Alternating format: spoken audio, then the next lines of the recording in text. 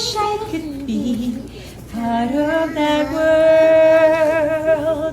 What would I give? Jenilyn Mercado at ang kanyang anak na si Dylan Jade nagbigay ng good vibes sa netizens sa kanilang adorable bonding moment sa umaga.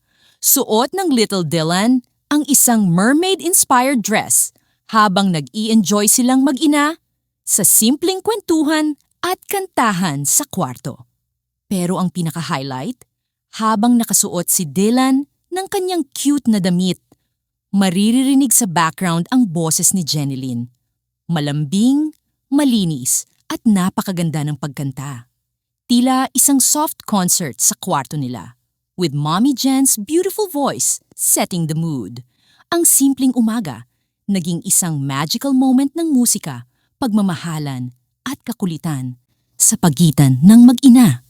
Sobrang nakaka-touch makita kung paano si Jenilyn hindi lang isang award-winning actress, kundi isang hands-on, loving mom na marunong mag-enjoy sa maliliit na bagay kasama ang anak niya.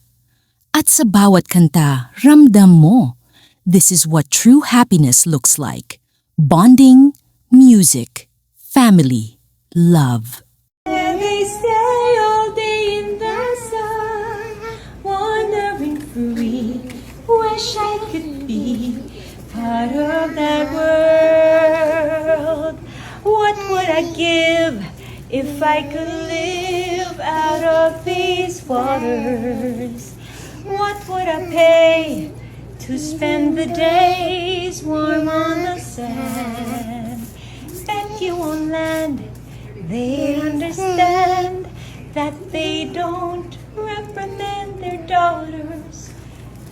Oh, ganyan ba yun? Paano yung posing ni Little Mermaid? Can I see? Paano yung posing ni Little Mermaid? Oh, wow! Ready to know what the people know. Asking my questions and get some answers.